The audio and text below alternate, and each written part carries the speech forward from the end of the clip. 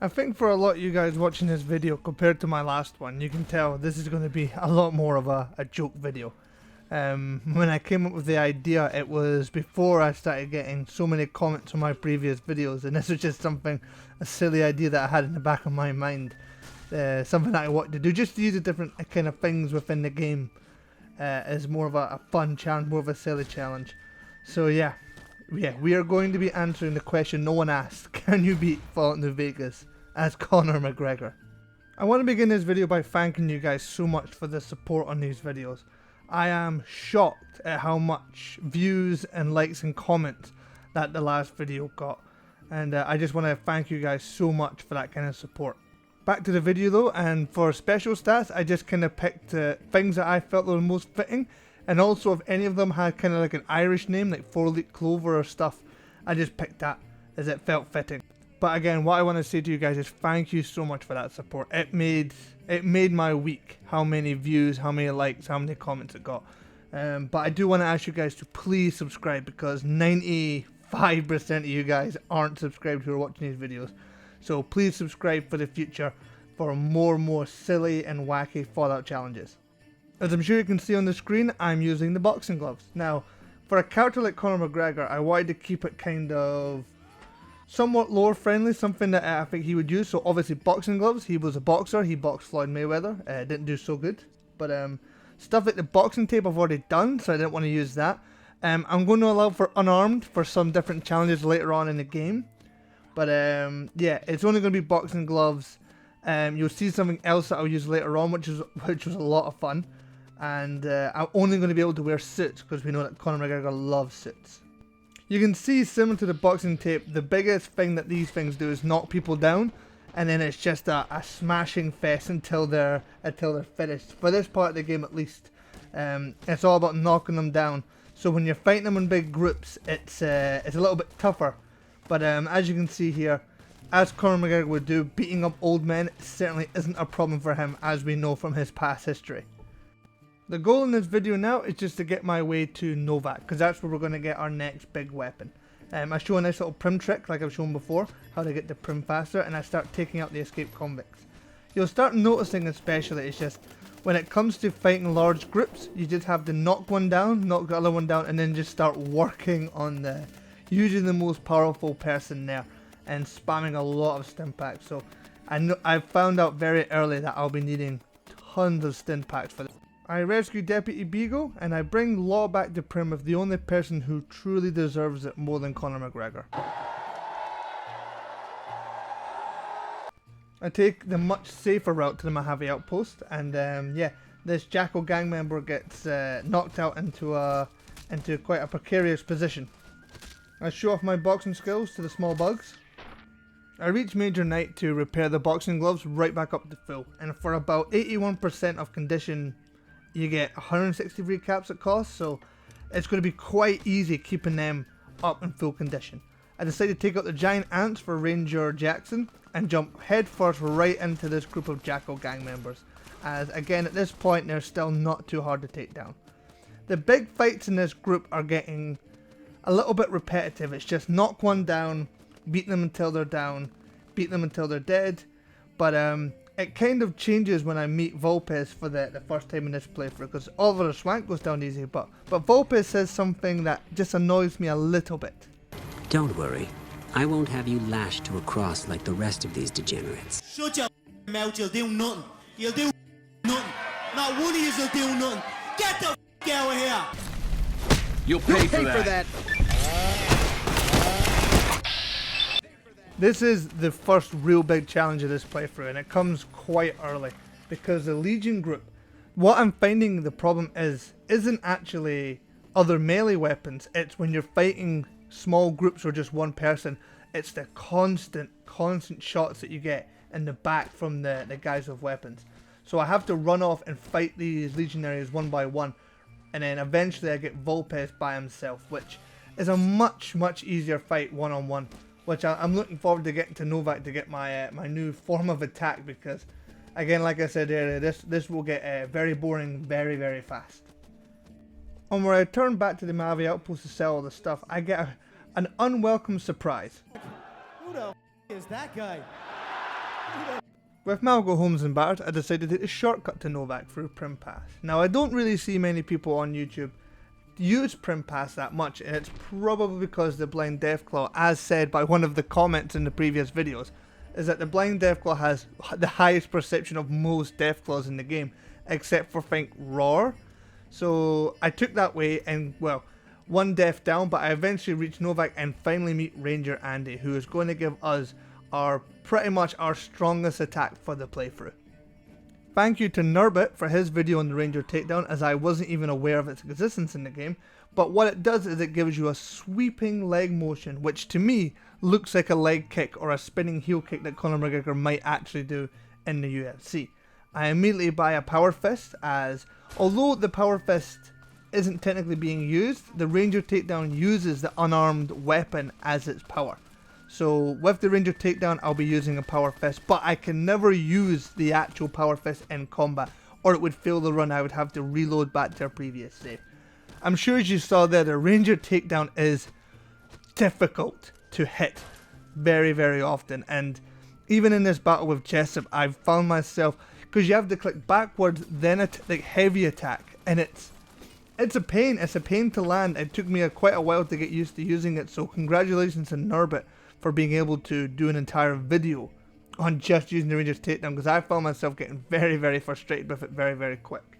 But after that, I go back to the boxing gloves, head through Boulder City, mark Hoover Dam on the map, and head straight over to Mickendorf, as I can finally buy my first suit, my first armor of the game.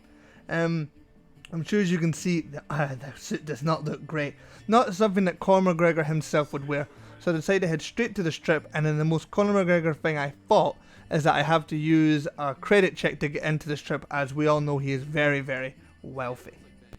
I show Swank my sweet new lighter, and he allows me to go beat up his boss, and I immediately meet him in his room to knock out Benny. Now, the main reason I want to get Benny is, one, for the platinum chip, because I'm going to be using Mr. House's playthrough, but mainly it's to get his cool, sweet suit, because as you can see, that suit looks ring-a-ding-ding, baby. It looks much better on me than it ever did on Benny. However, the outfit is not fully complete, as I head over right to Lucky Fair 8 and grab the golden gloves and some whiskey, because as you can see, it really brings the whole thing together. Oh, that looks good. Oh, that looks good. God bless.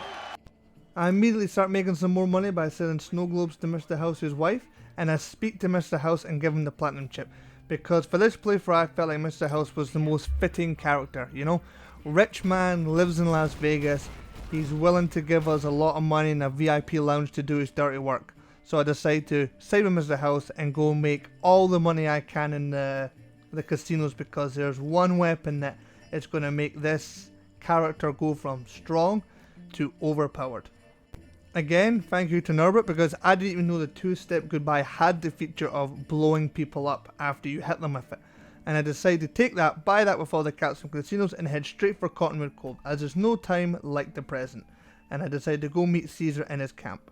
Now, even though I'm not siding with Caesar, I do agree to disarm, because there's one thing in here that I believe is very fitting for the character: the Gladiator arena.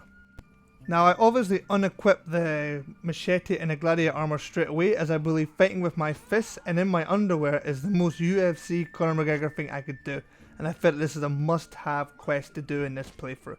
And you can see here, the Ranger takedown is able to shoot this guy right out of the arena, which I think is against the rules in MMA. You like breaking the rules? Yeah, I do. I mean, With all my stats put into unarmed, Sergeant Andrews and Ranger Stella really weren't a problem for this character. And I finally go meet Dana White, Caesar, for my next task. Sorry if you can hear all those fireworks, I am recording this audio on New Year's Eve. But I obviously don't do what Caesar asked me. I run right into the bunker and upgrade all the Securitrons. Now, even though I did very well in the arena, I don't think I've got the equipment to take out Caesar, so I decide to head back to Mr. House and fight an opponent that I feel like is a little bit more on my level. And I will go forward and I will put the pressure on him and break this old man. Trust me on that. Although I don't think Conor McGregor would appreciate the bombardment from the boomers, I still decide to run through it and end up helping them anyway. I feel like wiping them out just doesn't quite fit the character. Plus, during Pete's talk, I can do what every MMA wannabe, every Conor McGregor wannabe does. And every time I'm having a conversation, I can just constantly shadow box. Just to myself during the conversation. Just, you know, for the other person to look at. And I decide to head straight over to Jack after listening to Pete and sell him all his scrap metal that I stole from his own place. Which surprisingly is enough to get me enough fame with them to go back and speak to Pearl. No need for extra information, I raise the bomber and I head straight to the Omertas. I feel like for this character he would help Caccino in this situation because it would, you know, kind of support him taking over a casino, you know, another way of making money. So I head straight in and I decide just to murder Clandon because I feel like Troik he would like and I feel like Clandon he would also hate. So I feel like taking out Clandon straight away after speaking to Caccino stealing his journal is the most fitting way. Caccino tells me to go meet the boss and I get right in Nero's face and give him the biggest palm strike as I can think of and knock him right on his butt. With Big Sal taken out as well, I head straight back to Mr. House to get my next quest. Now I was very confident going to this next part as I planned to wipe out the Brotherhood, and with all my equipment and all the stuff that I have, I feel that this will be a very Give us your thoughts on how it was going. I was boxing the bleeding head off him, kicking the bleeding leg off him. Usual Referee robbery aside, I decided to take a little bit of a smarter approach and decide to run around these boxes as I just two-step goodbye kick these guys into oblivion. I mean, the feature where you kick them and they blow up, I mean, you can see it here, even takes out Paladin Ramos. That's how powerful it is. And it's a really, it's one of my new favourite weapons. It's something I really want to use in just a casual playthrough when I don't have to use a Ranger takedown with it. Taking out all the Paladins with the Elder is a little bit more of a challenging thing as a big group, but for Head Paladin Harden, I decided I'm going to use the boxing gloves. It is only a one-on-one fight, and any one-on-one fight with boxing gloves is easy. It's just a war of nutrition. You just got to get them knocked down and then just beat them into the ground. And I'm sure you can see here that although it takes a while, it's probably one of the easiest parts of taking out this bit. I do take his keycard, take Head Scribe Taggart's keycard. I don't even remember him dying. He must have blew up with one of the two-step goodbye kills from the other people, and I decide to sink all the Brotherhood in their bunker.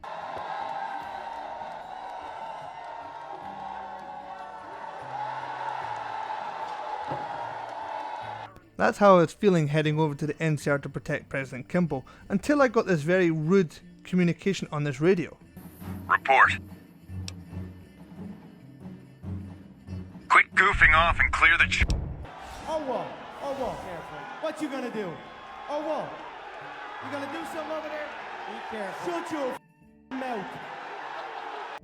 I take my point at the Ranger Tower. I mean, I've only got boxing gloves and a power fist and a swinging leg, but, you know, I take the Ranger Tower just in case. I decide to snipe them with my boxing glove and try my best to kick this Legion sniper off the building. I mean, I couldn't quite get him, but I was pretty close. I tried to attack the engineers. He goes for the president, and I feel like in my swinging rage here, I actually must have hit one of the NCR Rangers as they all turn hostile on me out of nowhere. I decide not even to attack and just accept my fate. This time I'm waiting for him, and I get him before he gets anywhere close to the president. The president escapes off safe, and I meet even more disrespectful people at the 188 trading post. After all the good I've been doing for the NCR, I did feel quite guilty. After running into the El Dorado substation, I get in and they immediately turn hostile on me. Even though I get in, power up the substation, and then as I'm leaving the building, I just start getting fired upon. And I must admit, I want to say something. From the bottom of my heart, I'd like to take this chance to apologize to absolutely nobody. The double champ does what the f he wants. Michelle is so proud of my disrespect that he sent me straight off the Hoover Dam to give all the power over to him.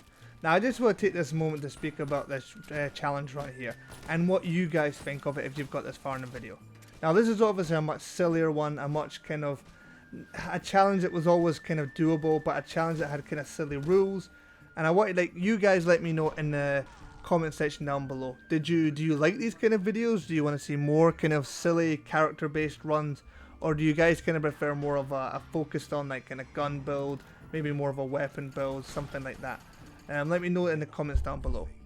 When I meet the Legate, I feel like the only fitting thing for this is to have a one-on-one fight, just like a UFC fight, you know. I convinced it with my speech that I've been putting some into my stats into speech because obviously Conor McGregor is very good at talking, and I get the Legate to have a one-on-one fight.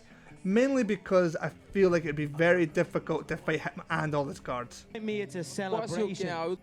Even when it's just one-on-one, I must admit the Legate is one of the toughest fights for the kind of armor that I've got, because getting close with these boxing gloves just, it keeps inviting more and more just slap downs and beatings. He fires me across the camp a couple times, and I'll be honest, the first defeat to the Legate was hard to take, you know. This is not over! Second attempt, and I'm trying to get in a lot more two-step goodbyes in. I mean, that also brings its own problem. As I'm spinning, I'm completely open to an attack from the Legate. As you can see, a couple of times here, as I'm spinning around, he slams me into the ground and right into the blacksmith's grindstone. But at one point, I luckily get a spinning kick behind this bench, and it stuns him into the wall, and I finally beat the Legate. I drink 15 bottles of proper 12 to get myself ready for the final battle, get myself addicted to alcohol straight away to be very fitting, and wait for the general. The general is as easy as always, as the Securitrons usually wipe out the Rangers and take all their attention away from me, and I just take them out with the golden gloves, just beat them into the ground. I speak to Mr. House, answering the question of course you can beat Fallout New Vegas as Conor McGregor. I want to take the end of this video here just to speak to the guys who watched the last video and subscribed as well. Now, I am blown away by how many people viewed and liked the World War II video, and it's even got more likes than subscribers. So again, if you've got this far in the video, please remember to subscribe to the channel so we can keep growing and I can keep pumping out as many videos as I can. I'm still aiming for about one a week, but it could be sometimes 2 a week, sometimes one every 2 weeks. But again, the goal is one every week. When I came up for the idea of this video, it was before I got all those new comments. So after this one, I'm going to start doing some of the challenges that people have left down in the comments below. And the next one, I've already finished the recording. I'm just going to edit it and record the audio for it. But it is a challenge that was suggested by one of you guys down in the comments. I hope you guys have enjoyed this sillier run, and I look forward to seeing you guys in the next one. Goodbye.